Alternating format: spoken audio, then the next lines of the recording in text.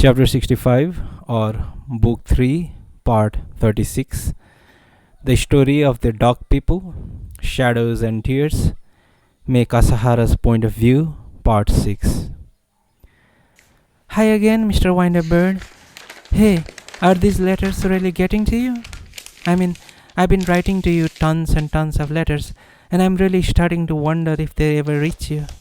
The address I've been using is a kind of thing, and I don't put a return address on the envelope, so maybe they're just piling up on the little letter lost shelf in a post office somewhere, unread and all covered with dust. Up to now, I figured, okay, if they're not getting through, so what?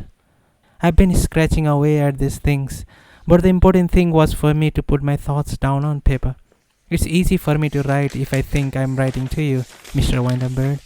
I don't know why. Hey, yeah, why is that? But this letter is one I really want you to read. I hope and pray it gets to you. Now I'm going to write about the dog people. Yes, I know this is the first time I mention them, but here goes. I told you before how this factory I'm working in has this huge property with woods and a pond and stuff. It's great for taking walks. The pond's a pretty big one, and that's where the dog people live. Maybe 12 birds altogether. I don't know how their family is organized. I suppose they've got their internal arrangements, with some members getting along better with some and not so well with others. But I've never seen them fight. It's December, so ice has started to form on the pond, but not such thick ice. Even when it's cold, there's still enough water left so the dogs can swim around a little bit. When it's cold enough for thick ice, I'm told some of the girls come here to ice skate. Then the dog people, yes, I know it's a weird expression, but I've gotten in the habit of using it, so it just comes out. We'll have to go somewhere else. I don't like ice skating, so I'm kind of hoping there won't be any ice. But I don't think it's going to do any good. It gets really cold in this part of the country, so as long as they go on living here, the dog people are going to have to resign themselves to it. I come here every weekend these days and kill time watching the dog people. When I'm doing that, 2 or 3 hours can go by before I know it. I go out in the cold, armed head to foot like some kind of polar bear hunter, tights, hat, scarf, boots, fur-trimmed coat. And I spend hours sitting on a rock all by myself, spacing out, watching the duck people. Sometimes I feed them old bread. Of course, there's nobody else here with the time to do such crazy things. You may not know this, Mr. Windup Bird, but ducks are very pleasant people to spend time with. I never get tired of watching them. I'll never understand why everybody else bothers to go somewhere else far away and pay good money to see some stupid movie instead of enjoying these people. Like sometimes they'll come flapping through the air and land on ice, but their feet slide and they fall over. It's like a TV comedy. They make me laugh even with nobody else around. Of course, they're not clowning around trying to make me laugh. They're doing their best to live very serious lives, and they just happen to fall down sometimes. I think that's neat. The dog people have these flat orange feet that are really cute, like they're wearing little kids' rain boots, but they're not made for walking on ice, I guess, because I see them slipping and sliding all over the place, and some even fall on their bottoms. They must not have non-slip treads. So winter is not really fun season for the dog people probably. I wonder what they think deep down inside about ice and stuff. I bet they don't hate it all that much. It just seems that way to me from watching them. They look like they're living happily enough, even if it's winter. Probably just grumbling to themselves. Ice again? Oh well. That's another thing I really like about the dog people. The pond is in the middle of the woods, far from everything. Nobody, but me of course, bothers to walk all the way over here at this time of year, except on unusually warm days. I walk down the path through the woods, and my boots crunch on the ice that's left from a recent snowfall. I see lots of birds all around. When I've got my collar up and my scarf wrapped around and round my chin, and my breath makes white puffs in the air, and I've got a chunk of bread in my pocket, and I'm walking down the path in the woods, thinking about the dog people, I get this really warm, happy feeling, and it hits me that I haven't felt happy like this for a long, long time. Okay, that's enough about the dog people. To tell you the truth, I woke up an hour ago from a dream about you, Mr. Windup Bird, and I've been sitting here writing you this letter. Right now I look at my clock, exactly 2:18 a.m. I got into bed just before 10 o'clock, as usual, said good night everybody to the dog people and fell fast asleep. But then, a little while ago, I woke up, bang. Actually, I'm not sure it was a dream. I don't remember anything I was dreaming about. Maybe I wasn't dreaming. But whatever it was, I heard your voice right next to my ear.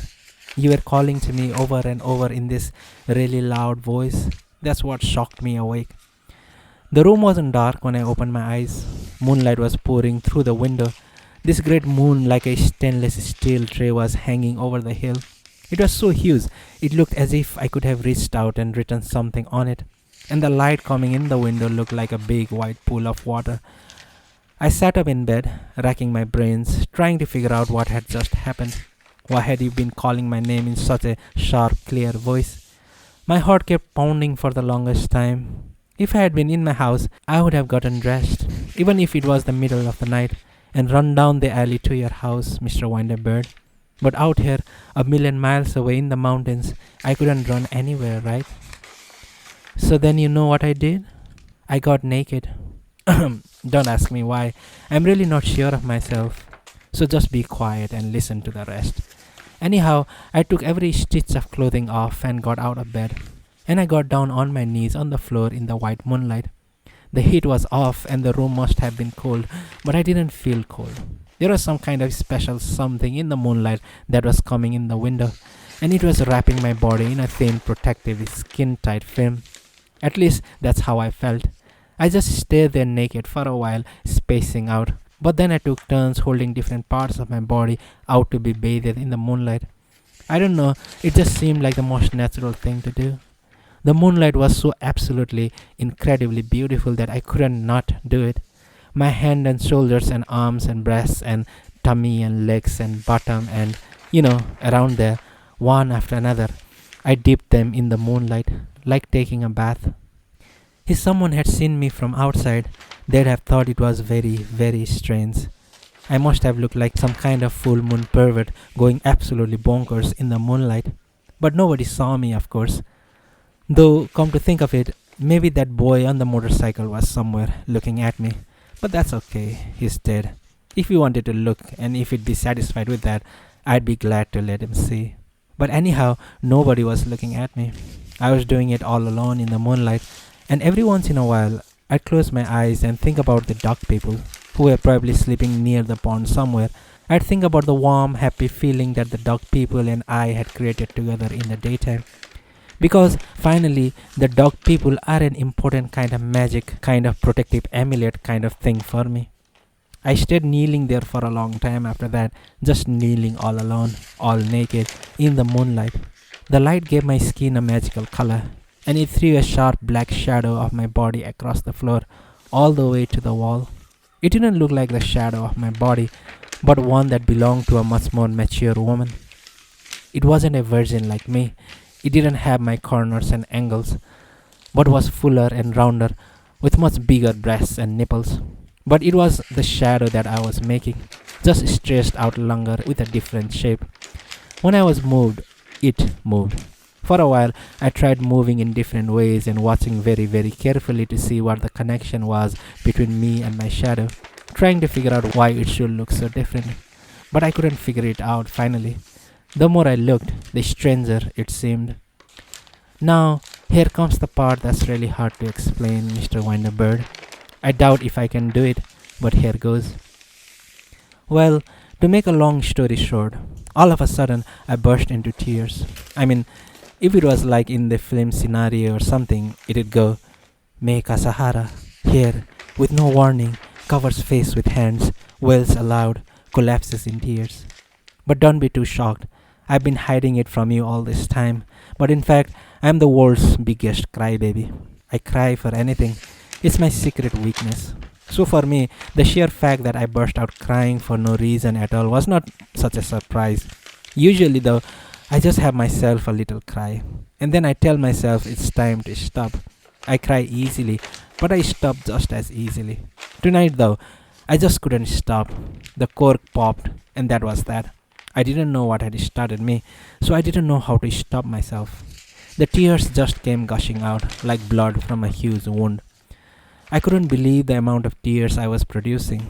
I seriously started to worry I might get dehydrated and turn into a mummy if this kept up. I couldn't actually see and hear my tears dripping down into the white pool of moonlight, where they were sucked in as they had always been part of the light. As they fell, the tears caught the light of the moonlight and sparkled like beautiful crystals. Then I noticed that my shadow was crying too, shedding clear, sharp shadow tears. Have you ever seen the shadows of tears, Mr. Windup Bird? They're nothing like ordinary shadows, nothing at all. They come here from some other distant world, especially for our hurts. Or maybe not. It struck me then that the tears my shadow was shedding might be the real thing. And the tears that I was shedding were just shadows. You don't get it, I'm sure, Mr. Windup Bird. When a naked 17-year-old girl is shedding tears in the moonlight, anything can happen. It's true. So that's what happened in this room about an hour ago. And now I'm sitting at my desk, writing a letter to you in pencil, Mr. Windup Bird, with my clothes on, of course. Bye-bye, Mr. Windup Bird. I don't quite know how to put this, but the duck people in the woods and I are praying for you to be warm and happy. If anything happens to you, don't hesitate to call me out loud again. Good night.